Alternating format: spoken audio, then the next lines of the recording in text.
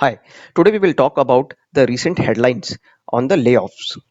What it is learned is the Indian IT companies will lay off 3 million people in the next 1 year between now and 2022.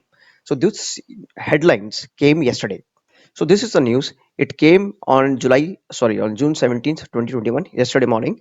And what it says is major IT services companies, TCS, Infosys, Wipro, Cognizant, etc., all together will lay off 30 lakh employees between now and 2022. This is because of 3 million reduction in low skill roles by 2022. Why? Because of RPA upskilling. What is RPA? So RPA is robotic process automation, and because of this upskilling, they are expecting that so many job losses will happen. What I'll do is I'll explain you this news. After this explanation, I will also talk about my point of view and what I see from my lenses. I have been in this industry for a long time, and I can gauge. I have seen multiple layoffs. I have seen multiple global recessions and etc. And I know how IT companies manipulate certain things. Okay. So who's saying this? They say the report says NASCOM report says this. What is NASCOM? Now, a lot of you will know what is NASCOM, but people who don't know NASCOM, it is a trade body and a chamber of commerce for tech industries like IT and etc. Other tech industries. And what it does is major product companies and services companies are a part of this. This is a sort of consortium and chamber where TCS, Infosys, Wipro, etc., so on, all of them are part of it. This also includes product development companies, startups, like startups to multinationals, okay, and from product development companies to services, and all global service centers to engineering firms as well. So it becomes a big news if it comes from NASCOM, because NASCOM is a mother of all companies are a part of it. So if they announce, that means there is some sort of consensus among all of these companies, and that's why they have communicated it to NASCOM that this is something which we will be looking at. So I also saw this news on some multiple websites, but I don't trust India.com and etc. But I saw this news in multiple websites as well. So let us understand what is RPA first. So if you do a Google search, it will clearly tell you it is a software which can be configured so that various tasks can get automated. Most of the organizations have periodic and repetitive tasks such as data entry, data extraction, report generation, etc. Those can be automated. So some of the famous RPA tools are like UiPath, Blue Prism, uh, Win Automation. Win Automation is the cheapest one. Blue Prism is very expensive. Now I will try to give you my point of view, and I have been in this industry for a long time, so I also speak to different leaders, and this is what I get. So let us first understand award distribution process currently that is happening, because I'll take this as an example. If you see most of the companies in the recent times, in the last 6 months or so, due to COVID, they don't have physical contacts with their employees. So what they have done is, instead of giving the calling them and giving them certificates etc., they have opted for some gift vouchers or some gift hampers directly being sent to the employees residents. And you must have seen LinkedIn getting bombarded that, hey, today Capgemini sent me this, today Accenture sent me this, today Infosys sent me this, and so on. So that sort of process, if somebody wants to automate, RPA is a good tool. What can we do is we can have one text file where we can have all the addresses, all the employee names mentioned there, and the RPA process can be created, a robotic process, a software robot.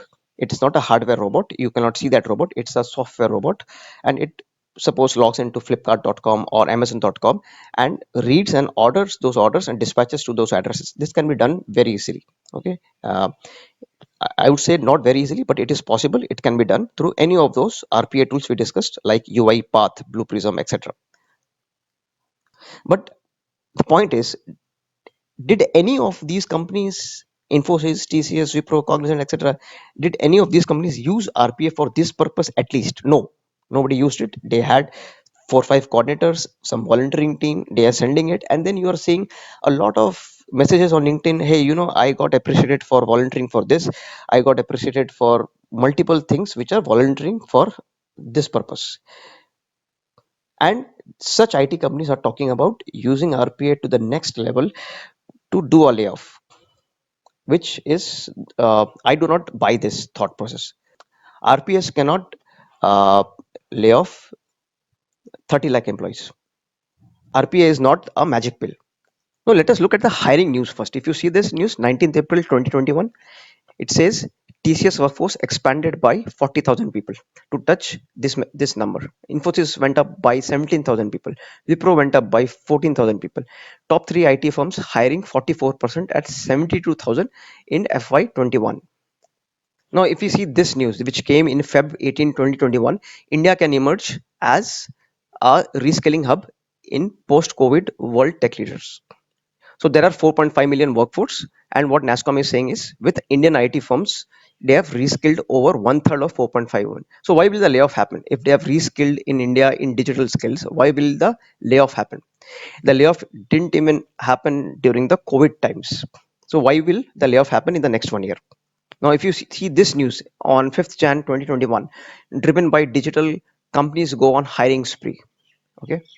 If you see this November 2020, hiring in IT sector least impacted by COVID disruptions. There was no impact at all.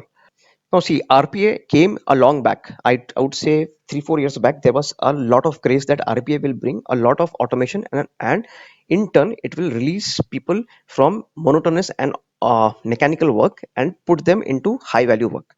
That cycle has already happened in the IT industry. And it happened last, I think, at least 2 years back, we were done with it. And how most of the IT companies were using this, I have seen multiple companies. What they do is, suppose there are 10 people in the project, and now they don't need two people because the quantum of work has gone down. So what they do is, they say they plug some sort of automation use case, and then they say, okay, this automation produced a release of these two people. This is how automation was driven in the IT industry, and this is a big fake thing that Indian IT industry was driving throughout. For the last 3 years, they were driving a lot of automation related layoffs using this mechanism. That will not work in the real world. In current world, what has happened is, we have migrated big time into hybrid cloud, and most of the engagements that we see, it will come in future on cloud technologies, because either people are migrating to cloud, or they are having an hybrid cloud kind of environment where you have on-prem as well as cloud, and the systems has to interact with both on-prem and cloud. Will that bring layoffs? That will also not bring layoffs. A lot of time people think, hey, going on cloud requires some exceptional level of skills. Nothing has changed from the old world. I belong to the data platform and analytics services. I see there is hardly any change.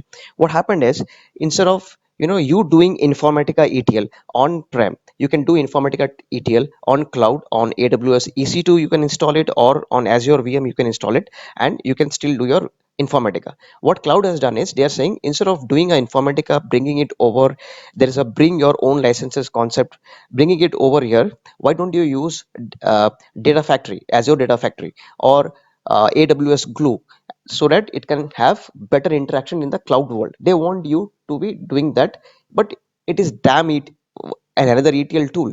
How long will it take for you to learn this tool? 3 days, 4 days max, because you were already working on an ETL tool. Similarly with reporting, analytics, most of the things you were already doing in the on-prem world, the similar tools you can use here. So I do not see a big paradigm shift here. It is cross skilling. That cross skilling will take hardly a couple of months. You clear some certifications, but there's a big hype around that. The world is changing big time. The world is not changing big time. It's the same database concepts. Even coming to Synapse Analytics, you are facing the same performance issues. You will have to design it better. If you are a good designer in the Oracle world, you will be a good designer here as well. What you need to understand with the hybrid cloud world is how the communication will work, how the data transfer will work, what are the exceptional tools that you can utilize, so that you can leverage this to maximum efficiency and produce maximum productivity. You require brains for that. RPA cannot do that for you. RPA cannot do that thinking for you. Second, these cloud products, they have already developed routines. For example, Azure DMA, if you want to migrate from one on-prem to the cloud, DMA can help you with that. So there is a lot of automation. For example, AWS Chef and Puppet, or Azure Automation, code as an infrastructure. Okay, so everything, the cloud environments have given you those products. So why do you need an RPA to do that sort of automation? IT sector doesn't work on low level mechanical tasks. They don't work on that. There may be teams like HR, who are support teams, or resource deployment teams, who are support teams, they might be using, but that also I would say 2 years back, even the resource deployment teams don't use it because they have used a lot of automation there. That phase is already done, either through Watson Analytics or some other mechanism. Even Infosys has its own AI based sensing tool for resource deployment. So that is already implemented, and that team is already shrinked. The resource deployment teams in most of the companies has already shrinked. So my take is RPA cannot produce 100 billion cut in the salaries because it will lay off 30 million people, 3 million people. That will not happen in the next 1 year. For sure, it will not happen. What is happening is IT companies are now manipulating. A layoff, some layoff will definitely happen. Why? Because the thing is, uh, some companies will do have impact on the kind of work they are getting. Okay, and some people may not have cross skilled. So what will happen is, uh, in spite of reminders, if you have not done your Azure certification, not cross skilled, etc. So certification is the only way which companies are using to gauge whether you are cross skilling or not. If you are very slow at that, then the chances are that you will fall in that bucket very soon. Second, due to COVID and etc., some companies could not make a lot of profits, so they will use that under the RP umbrella to lay off the people and then say, hey, this is automation related layoff. Globally, we could not use robots and automation even for uh, first level assessment or COVID, like people who are testing, they are putting the swab in your nose. Even for that, robots cannot do that work. Nowhere in the globe, robots were used to do that work, and that is something which is very surprising. So thinking that RPA will solve so much of problem in just 1 year is crap. So friends, please focus on the certification. Get yourself cloudized, and don't only focus on basic certifications like AZ 900, DP 900. Go on to DP 203 if you're on data platforms, or AZ 204, AZ 304 on for architecture, etc. Go on there because AZ 900 and DP 900 will not save your jobs. So primarily, we should not be worried about our jobs even for the next 1 year, even if NASCOM is announcing this, because as long as you are cross training yourself on cloud, and it is not a big deal cross training because the concepts are the same, you will be still in the high priced employee bucket. We'll catch you in the next video. Till then, bye.